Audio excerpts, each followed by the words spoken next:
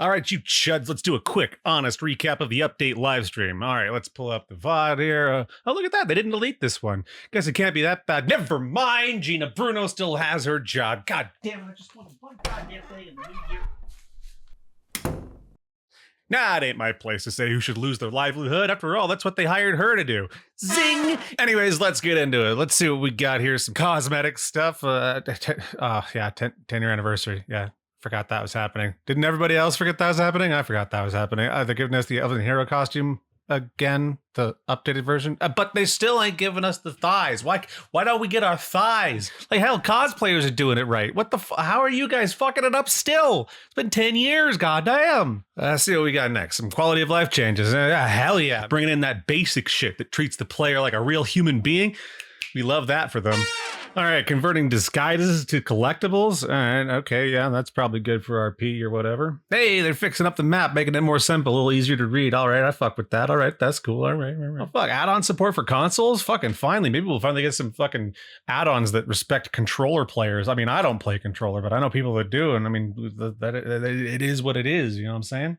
Maybe that's Zos admitting that they can't implement the add-ons into the base game as well as the add-on creators actually do, because every single time they've tried, it's been worse than the add-on. Improvement to initial mount speed. Good, genuinely good, actually good. Don't help me much since all of my 20 characters are already at max mount speed, but hey, gotta appeal to those newbies who weren't there for the abuses of the past who won't call you out on them, right? But honestly, a good change. These are just jokes, mostly. If Zos feels offended by them, well, that's a sign of a guilty conscience, if you ask me. Okay, what else? Green champion points that no longer need to be slotted. Thank fucking God. Now, can we finally make it so you don't need to have 3600 CP to use the fucking green tree? Still, though, another good change. Probably should have balanced it in the first fucking place, but who am I to judge? Oh, right, veteran player who gave you my money. I always forget that I have value. Thanks, comment section.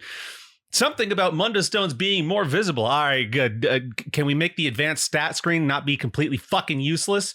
I get enough lies watching your streams and reading Matt Ferror's end-of-year letter. I don't need him as an in-game feature.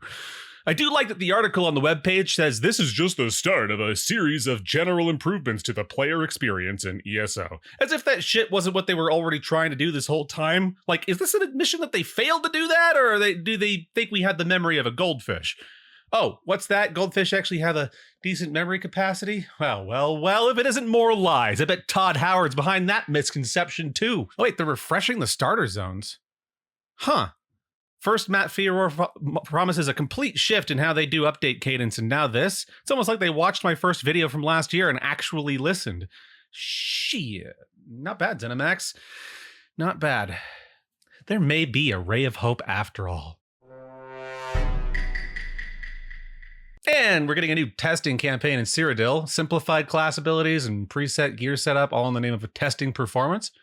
Interesting. I mean, it could be an all right idea. Don't know how the community feels about this, but I guess we'll see.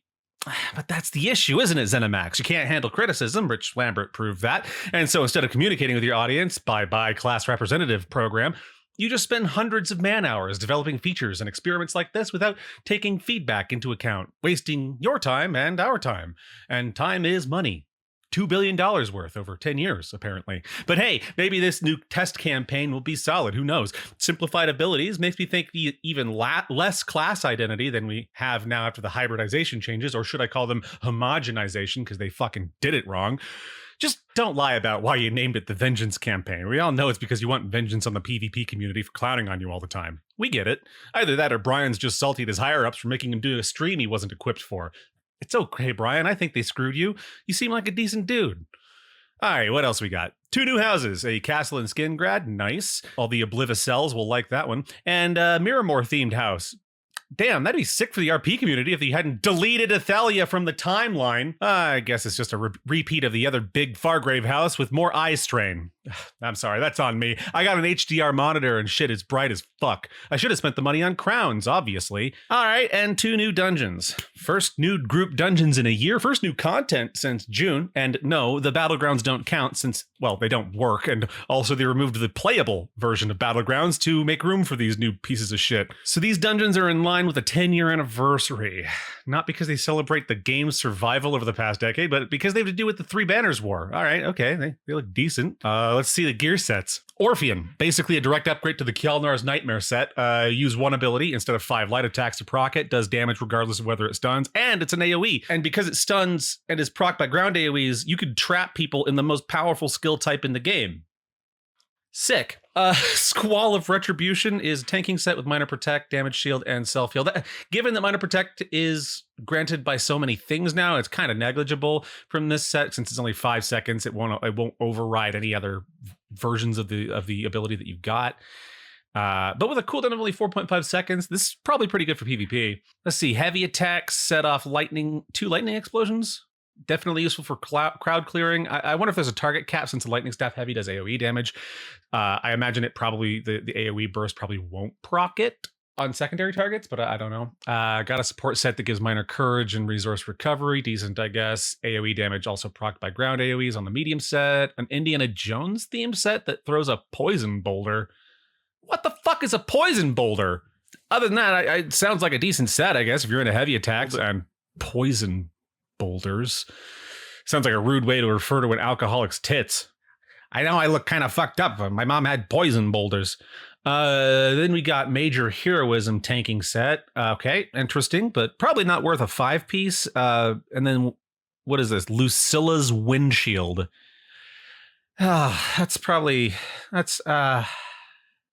the best name for that, is it? That shit needs some wipers to keep it clean. Is that how ESO is going to innovate the MMORPG genre? We adding a windshield wiping roll? Spam the E button so your tank can see. Holy shit, that could be the new meta for this game. With all the effects on screen and summons and camera issues, yeah, maybe we just have people who come in and use skills that reduce the visibility of effects on screen and direct summons not stand in the way of a tank. Maybe even get some camera wranglers in here to make sure that people can fucking not go forced into first person because they had to put their back against a wall. Hey, Rich, I'm doing your job for you. Expect an invoice in the mail. All right, so where does that leave us ahead of the big global reveal coming in April? Well, it got some good changes, a standard amount of complete fucking ignorance from the devs. Was thinking maybe I'd save up and some gold in game and buy the DLC off of someone so I don't gotta give the ZOS my money. You know, rely on the whales that people assured me will always exist. You know, that isn't until I make enough of that YouTube money to buy as many car batteries as it takes to dump in the ocean and kill them fuckers off. But then my good buddy Salva told me something that the live stream didn't. You cannot purchase this DLC for crowns. Yep.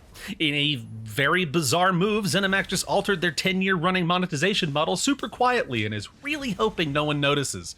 Like, what the fuck is this? You actually fucking hate us, don't you? I bet their subs are at an all-time low, so they're making this only available to Plus subscribers and not purchasable so they can artificially inflate their numbers.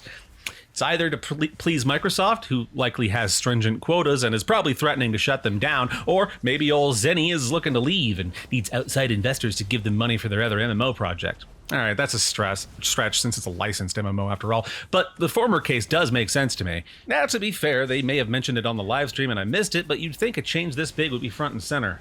They also mentioned that it's not available for purchase on launch, so it may be available later on, which makes me think they're doing it to test the waters. I imagine dungeon DLCs on their own don't really sell much on the Crown Store since a sub gets you access to all of them for much cheaper in terms of IRL money.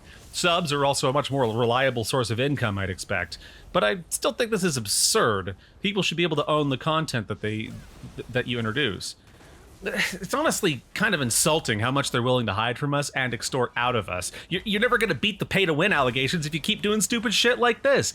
Black Desert is buy-to-play, and all its content is included. Every update. It has way more classes, albeit they are gender-locked, and way more customization, although a much worse dye system. And yeah, it's a giant pile of steamy shit in a hot basement with stagnant air, but it's doing fine because it appeals to its audience. Clearly not me, but its audience does like it. Hell, Warframe is free to play, made by a previously unknown studio, and all of its content is also free. Its monetization is entirely cosmetic or convenience-based, and its main premium currency is directly tradable between players. It's doing so well they're making another game. And we all know ESO could stay successful regardless of my benign bitching and moaning due to the name alone. So what's the excuse? Greed? Corporate interests? BlackRock forcing you to put purple-haired McGee and its amateur actors Squee into the game? Like, what's the deal? You scared off Sakar, you abused Nephis into bailing as well, you even made me bail despite this being my favorite MMO even to this day. And now I'm torn. I want my favorite MMO to be good again. I want the devs to be passionate again. This place was like a second home for me. Hell, I met my amazing girlfriend of 5 years on here. But on the other hand, part of me wants you to keep fucking up. It's a great learning experience as an aspiring dev myself, and your constant fumbles over the past year have finally resulted in me becoming a YouTube partner after over a decade on this platform. And that leads me to today's sponsor, me. I'm just kidding. I don't actually make money from this platform, but I did just get accepted into the partner program, and it's all thanks to you, my viewers. ZeniMax too, technically, but we don't have to give them credit. They'll just hold it over my head. So going forward, I want to start taking this hobby a little more seriously, make some more content, better content, do things I've always wanted to do, and I'll put up a very basic set of perks on the channel for people who do want to support me financially. It'll be cheap as fuck too. Like I'm really small. I don't expect people to pay me at all. But if people do want to throw in a little bit of support, I'm not going to make it break the bank. I know there's way too many subscriptions on the planet as it is. They're letting me make custom emotes and shit for this, so I'm gonna open up Illustrator or maybe Affinity Designer because I might kick Adobe to the curb and make some stuff. Don't know how long it'll take, but I want to do it right, and I want it to be something I've made. I'm also gonna be adjusting some things in terms of the channel's look and feel, just simple stuff, new graphics, new logo, new banner, that sort of thing. Everything had been kind of a placeholder since this was a casual thing for so long. But you guys who watch my stuff and have gotten me to this point and given me all this amazing interaction deserve my best, and I'm finally able to start giving it. I know I made a joke about people shitting on me in the comments earlier, but that is really just a joke. I actually really like responding to comments and just seeing how people respond to my work. So as much as this video is another FU to ZeniMax, it's also a thank you for watching, and I'll see you soon.